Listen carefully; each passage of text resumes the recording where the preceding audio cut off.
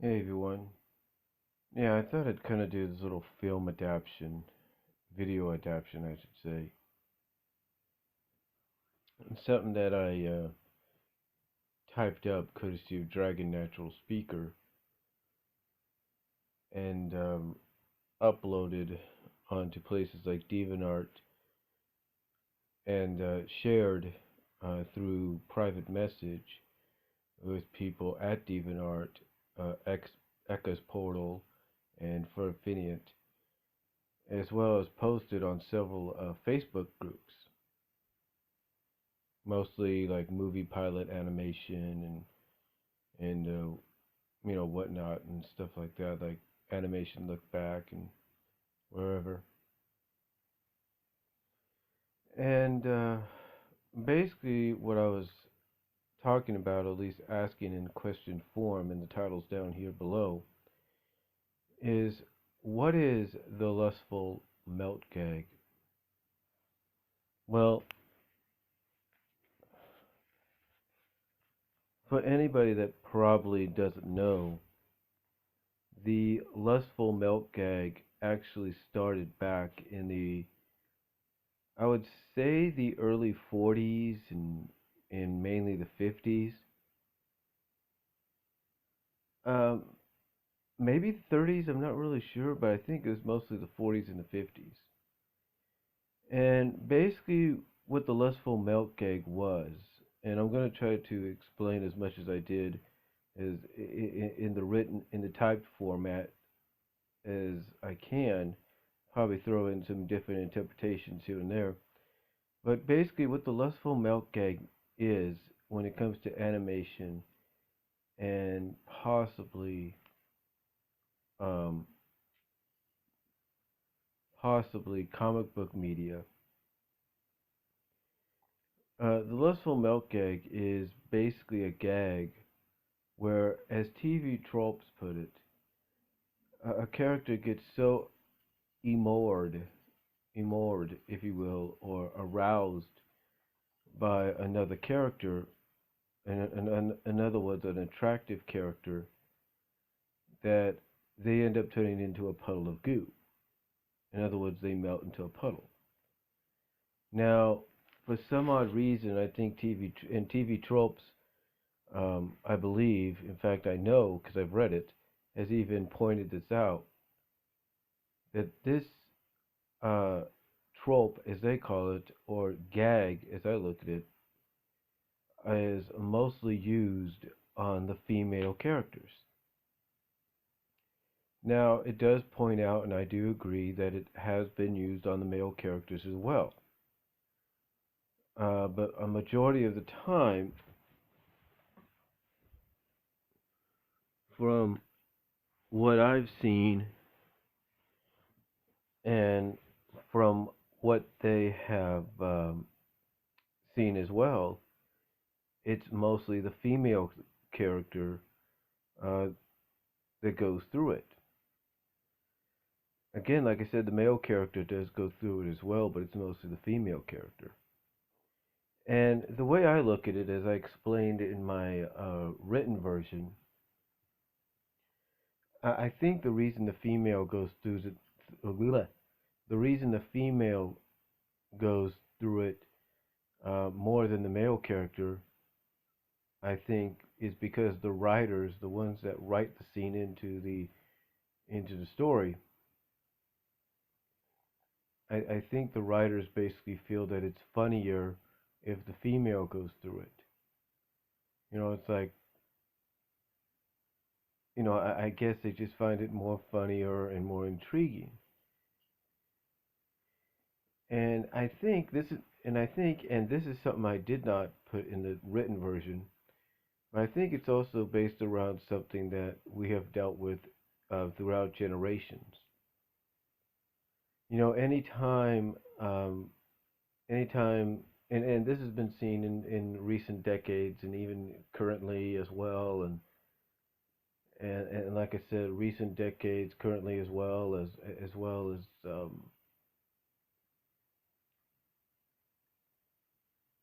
um, like I said, throughout the decades, and throughout generations, and that is any time a handsome, good-looking, attractive guy or band, if you will, or singer or actor or whatever is introduced or seen and becomes very popular, a female fan can't get enough of it. They can't. You know, it's like they got to have more of that character. I mean, more, they get, not character, but they got to have more of that person. They want more. They want to see them more. They get so, the female character gets, the female person gets so aroused by that individual that they want to see more. And, and that when they do see that character for the first time, up close and personal, let's say at a concert, a meet and greet, or whatever, that deep down, that female fan may feel like they've just melted right in front of the person. That just meeting to them, talking to them, maybe getting a kiss on the cheek or something like that, that they have just, that this encounter has just caused them to melt into a puddle. Even though physically and in reality wise that's not possible, that's how they feel. And again, this is something that's been going on for generations, decades, years, if you will.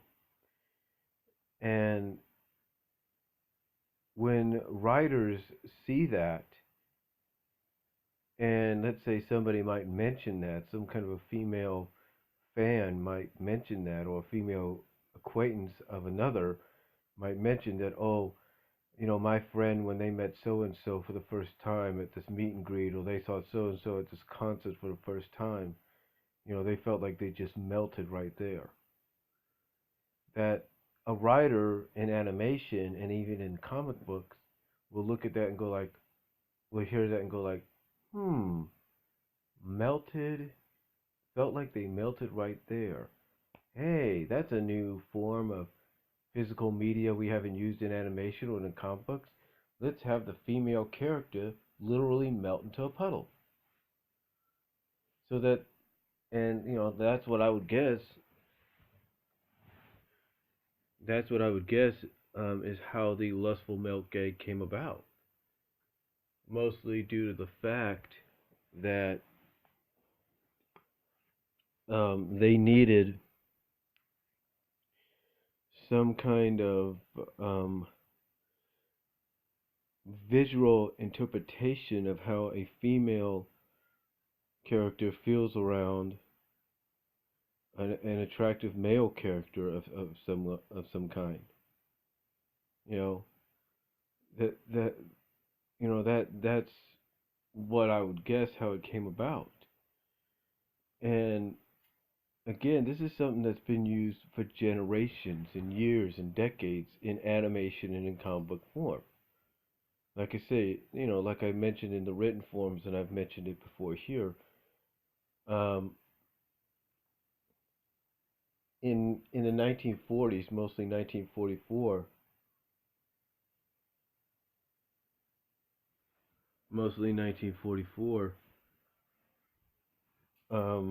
in a Porky Pig short called Swooner, Crooner, there was a scene where a female character, a female, not well, yeah, it's a female character, but it's mostly a female hen, uh, had melted into a rippling puddle of, it had melted into a rippling black puddle with only her little red frills or mohawk, if you will, on top. So, to see that visually on the screen, you kind of get the idea that that's what the animators were going for. That they were going for how females in real life feel or felt when they would see someone like Frank Sinatra or Elvis Presley or Bing Cosby. They would just get so amored and aroused by them that that's literally deep inside that they felt like they were melting right there. That's how they felt. And again, to see that visually, on the screen in animation form, represented by this one hen character or chicken character, was, I guess, the start of it. And I could be wrong. I'm not an animation historian, but that's, like I said, the earliest form I know of. And then, of course, you take a look, um, in that same decade and even the following decade, Popeye did the same thing. In the Fistic Mystic, if you will, as TV tropes likes to kind of get mixed up with about, Olive had melted into a puddle of butter. Well, not necessarily a puddle. Basically, as I kind of mentioned in the written form, it's kind of like she's on top of the stairs getting ready to walk down, and she gets flattened by some kind of steamroller coming up. And literally, she starts flowing down the stairs after she's flattened. Like we've seen in any cartoon where a character gets flattened by a piano, coming down the stairs on them. They kind of do that, like up and down kind of deal going down the stairs after they've been flattened. That's literally what Olive's first um, lustful melt was. She had literally seemed like she got flattened by a piano or a steamroller, and the only thing was she had turned yellow because she said she felt like because basically she said she felt like she was butter in Bluto's hands, because that's the character Bluto was playing, was the Fistic Mystic character. And that's one thing I had to interpretate there, was that was Fistic Mystic. In 1955, around 55, 56, when they did Paula Voo Woos, that's when she melted into a complete puddle of butter. I mean, no flattening, flattening or anything. I mean, just complete melted into a puddle of butter, with only her face left, only her smiling face left on top of the puddle as it's flowing down the floor to end the cartoon. And the one thing I pointed out as well is that there were little dry spots appearing on Olive's melted butter form at the end of Paula Voo Woos. And and again, these were just interpretations, I guess, of how a woman really feels when they're in love, or they're attracted, or they're just amored or aroused by the male equivalent male around them. That's about it. Um, and sometimes it doesn't have to be that either. Sometimes the lustful milk gag can be placed in the most unusual of scenarios. I mentioned in the written version that one of the most unusual scenarios was in Tiny Toons. Now, here's what's interesting as I get to that. After the 40s and the 50s, we really didn't see the lustful milk gag that much in animation or in comic book form, as far as I'm concerned. But we really started seeing more of it, though, as we got into the 80s and mostly the 90s. And as we got into the 90s, Tiny Toon Adventures and Animaniacs were the two shows that had basically reintroduced the lustful milk gag to a whole new generation. Tiny Toons introduced it through the pilot episode. As I was mentioning, they had somewhat strangely introduced it or reintroduced it in the episode Europe in 30 Minutes, where Babs melted into a puddle after seeing the royal couple. They did it twice with Plucky in the Acme Bowl and the Pluck Tracy cartoon. And towards the end of the Christmas special, they did it with Babs. So they had reintroduced it. Tiny Toons had reintroduced it, um, through those scenarios, and that was basically giving a whole new As I was mentioning, um, Tiny Toons basically, along with Animaniacs, reintroduced the lustful milk gag back in the 90s. Tiny Toons reintroduced it to a whole new generation. They reintroduced it through the pilot episode. Strangely, oddly enough, they were able to incorporate it into the episode Europe in 30 Minutes, with Babs melting into a puddle after seeing the royal couple. They did it twice with Plucky. Um, they did it twice with Plucky um, in the Acme Bowl and in Pluck Tracy, and then they did it with Babs. They did it with Babs towards the end of the Christmas special.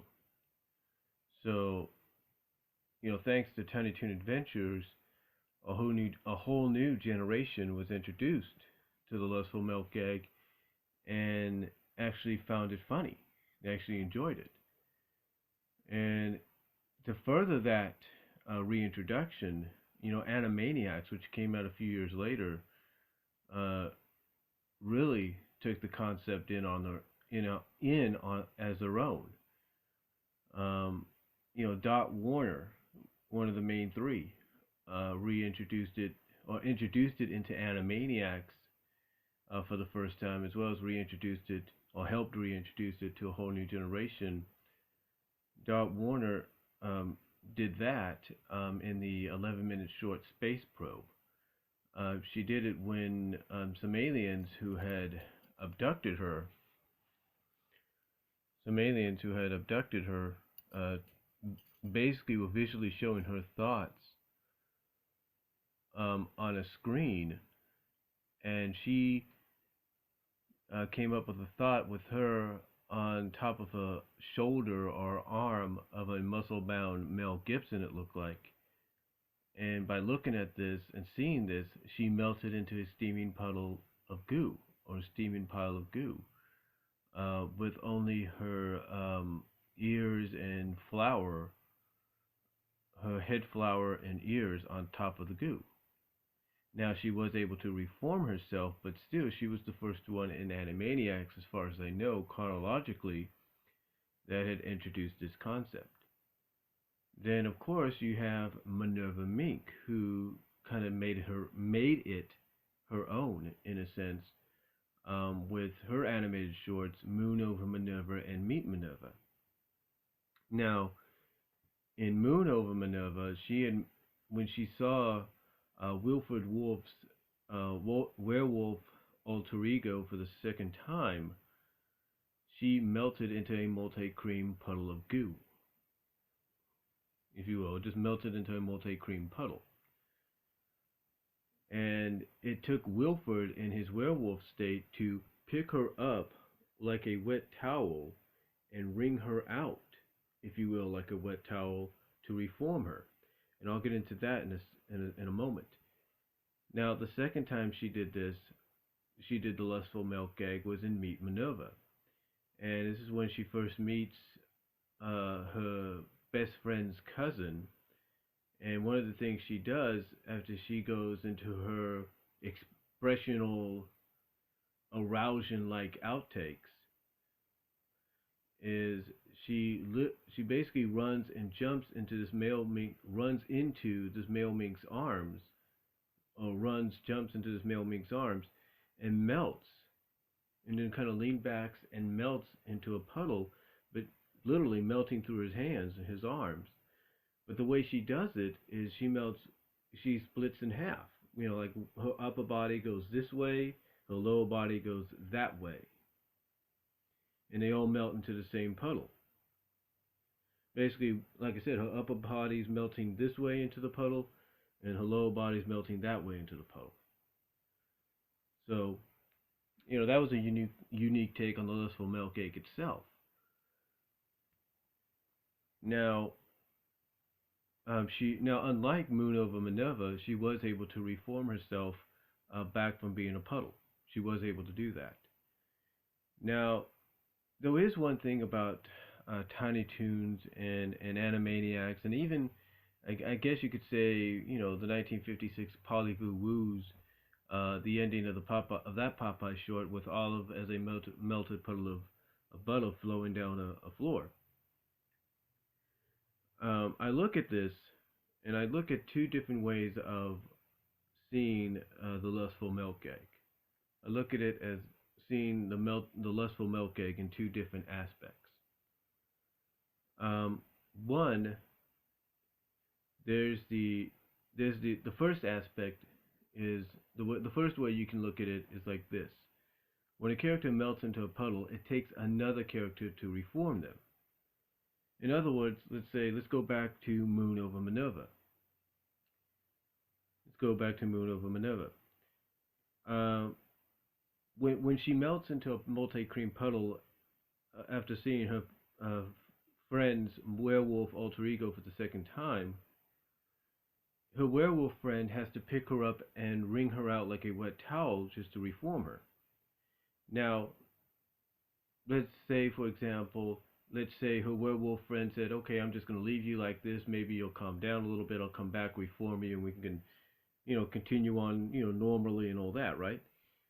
Well, if he wanted to, and if the writers wanted to make it a joke, if you will, but let's say if the Wilford character wanted to, he could have walked off, gone and seen a movie, maybe got something to eat, socialized for a little bit, come back 4 hours later, and Minerva would still be lying there in a multicolored puddle state, multi-cream puddle state. And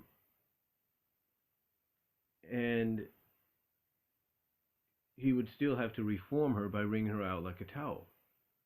Now, here's what's funny about this. There's a person on Facebook, and there are several people on Facebook that do this. They basically, pose as a fictional character on Facebook, and they, they pose as this fictional character, and they kind of address, the media or those that follow them as this character. Well, one person on there is posing as Minerva. And as Minerva, they basically said that what happened to her in Moon over Minerva when she melted was the equivalent of taking a nap. That's right. It was basically the equivalent of going to sleep and have to be woken up by somebody else. In other words, when she melted, Wilford basically had to pick her up, wring her out like a towel to reform her. In other words, when he picked her up and wringed her out like a towel to reform her, he was basically picking her up and wringing her out to wake her up from her deep sleep, or from her nap, if you will.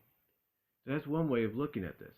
Another way of looking at this, I guess you could say permanent lustful melt, if you will, that takes somebody to reform you back to normal. Another way of looking at it is how it's used sometimes to end a cartoon. In Polyvoo Woos, Olive kind of does this when she melts down into the flowing puddle of butter that she becomes, and she has these little dry spots appearing at the end as she's flowing down the floor to enter the cartoon. So, yeah, eventually she does reform. I'm pretty sure off panel they got Popeye to reform her and all that, so don't worry. But basically, as she ends the Polyvoo Woos cartoon, she ends it by basically being nothing more than a puddle of of flowing melted butter going down a floor. So that's one way of looking at it, if you will. That's one way of looking at this one way of the lustful milk egg. Basically, it's like a sleeping melt or a permanent melt to where somebody has to basically reform you, wake you back up from your sleep. Another way of looking at it is when a character, when they do a lustful melt, is able to reform themselves, like Dot did in Space Probe, like Minerva did in Meet Minerva. Babs did it in Europe in 30 minutes, and I'm pretty sure she did it in the Christmas special. So the characters are able to do this. Just like that black chicken did, or black hen did, in Swooner Crooner, the Porky Pig short. So, so if the scenario calls for it, the characters are able to do it on their own. And sometimes, if not, it takes, like I say, another character to help them do it. I know that sounds kind of strange and really huh, what does he mean, kind of deal. And I apologize for that, but that's basically how you can interpret the lustful milk egg depending on how it's used, if you will. Now, ironically, for some odd reason, the lustful milk egg wasn't really used that much after this. Sure, Disney used it a few times, like with Pepper Ann, Weekenders, Lloyd in Space, Recess maybe, and a few others, but they didn't really use it that much. Then, later on, we get into the new century, the 2000s, as well as this new decade, and all of a sudden we start seeing shows using it more. Using the lustful melt even more so, but basically on the equivalent of how it was used back in the 40s and the 50s. For example, there's a cartoon called Splice, and there's one character that does the lustful milk gag as she sees this kind of handsome, lion-like character coming out of the water, and she, sitting on her beach chair, just melts right into a puddle right there, or just does a lustful melt right there. And that's in a cartoon called Splice. But then, what's even more funny though,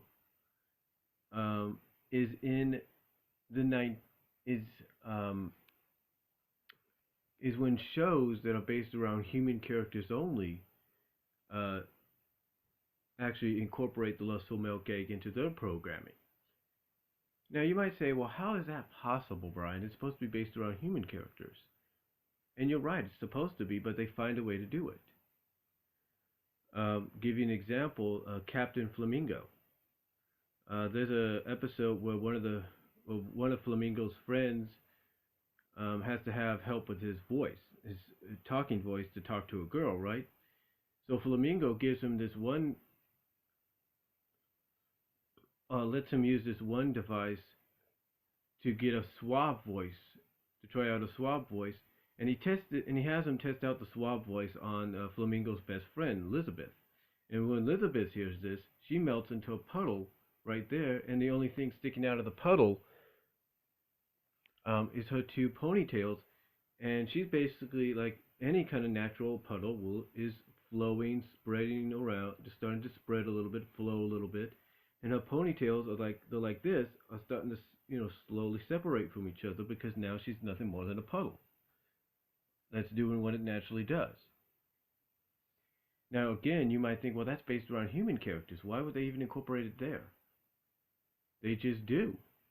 They just found a way to do it.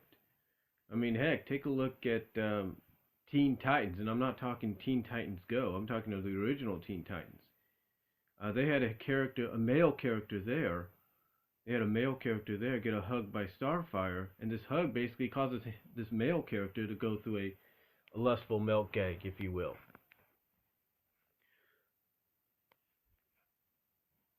So, you have that. And if that's not enough,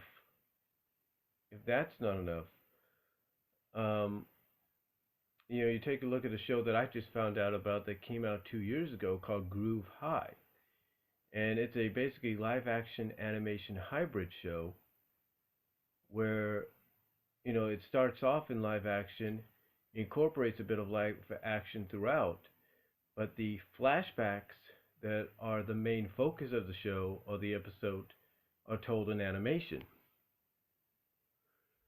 And basically there's this one episode, I don't know what it's called, where the female main character, Zoe, after she's been flirted with and complimented by her best friend, who's in the disguise of another character, if you will, after the best friend and his new alter ego compliments and flirts with her, Zoe basically melts into a puddle of water.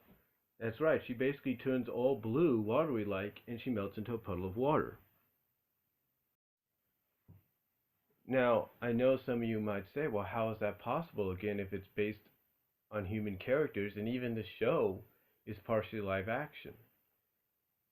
Again, like I said, it's based around the fact that the flashbacks are animated. They're basically told through animation, and that with animation, anything's possible.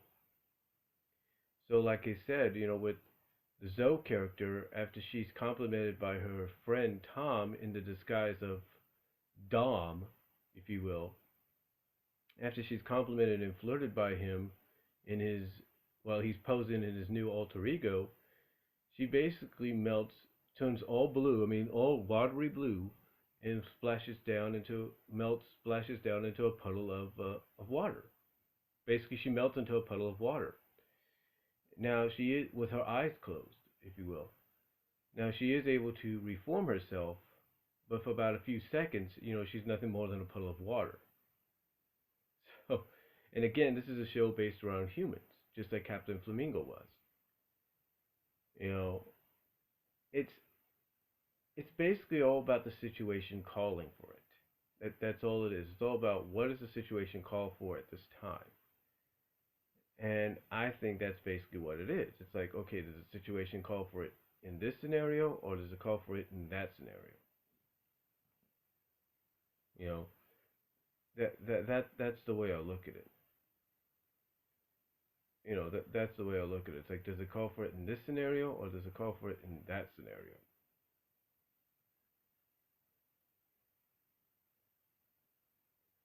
And it's again, it's literally one of those situations where it's all about what does the scenario call for at that time. Now, I know again, some people might wonder why would a show, even if it's animated, based around humans, have this incorporated? Well, again, like I said, I know it sounds like a broken record, but it's basically about what the situation calls for. It's all depending on how the writers look at the situation. You know, and when one thinks about it, sometimes it's about visually showing how a female character feels or a male character feels. I'll give you an example. There used to be a sitcom on CBS called Major Dad, and I remember there was one episode that came on, and in one of the scenes of this episode, the main character, the Major Dad character, was in a hotel room with his wife making out on a bed. And the wife was basically telling the Major Dad character that she was melting. Now, if this was done in animation form, then if they wanted to, they could have shown her melting right there into a puddle. But they didn't. Instead, she just said it. And visually, all she was doing was still making out with the guy. That was it. Now, the difference between that and live action, now the difference between that, I should say, and animation, an animated show, is that visually it can be done, and that's basically in the end of it. At the end of it, that's basically what the lustful male gag is in animation and in comic books. It's basically the equivalent of how a real person feels, like I mentioned all the way back in part one. It's basically how somebody feels. It's not like, oh, well, this character has to say this and that's it, but there's nothing to show for it. Animators decide that there's got to be something shown for it. And again, it goes all the way back to, like I said, the 40s and the 50s. It's basically showing visually how a character feels about another. And ironically, and not to be offensive or anything, not to sound offensive, I'm not trying to be rude or anything, as I mentioned in the written works, but it seems that the female character is always the one that's involved in the scenario. Again, not saying a male character hasn't done it. I mean, I've basically told you there have been male characters that have done it. There have been, so, but the thing is, it's mostly been the female, and I think it's mainly because they find it more intriguing and funny. So, to me, I can understand, from a sense, I can understand from a sense, you know, why it's done. Why, it's done visually in animation and in comic books, and not used that much, if you will, in live action, if at all. So, but that's basically what the Lustful Milk Egg has been for the past decades and generations and centuries. It's basically been the animation, visually the animated way of showing how somebody feels. So, that's really what it is. Now, and I've mentioned this in the written portion, I know that there are other shows out there, other animated shows out there around the world and here in the States that have incorporated the Lustful Milk Egg but have yet to be mentioned or talked about. I'm pretty sure that My Little Pony Friendship is Magic has or will be incorporating the Lustful Milk Egg into its show real soon as well. I know some may say that's not going to happen, but guess what? MLP FIM is the show to do it in. It is. It is the show to do it in if they need to. And again, I know there are other shows out there that have probably done it before in the past and currently, but have yet to be mentioned or talked about. So if there is any, let TV tropes know. Let anybody know about it, and maybe it'll get more people viewing that show or that whatever, just out of curiosity. But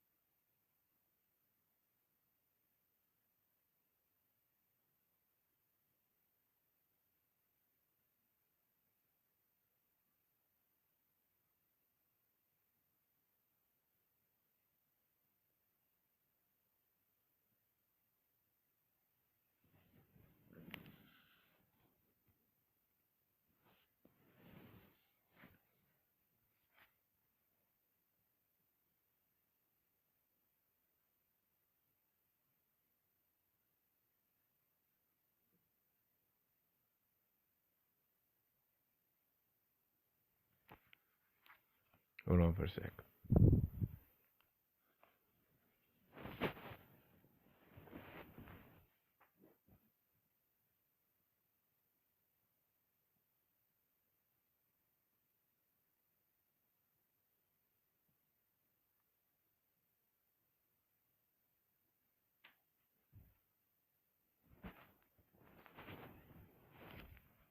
Sorry about that.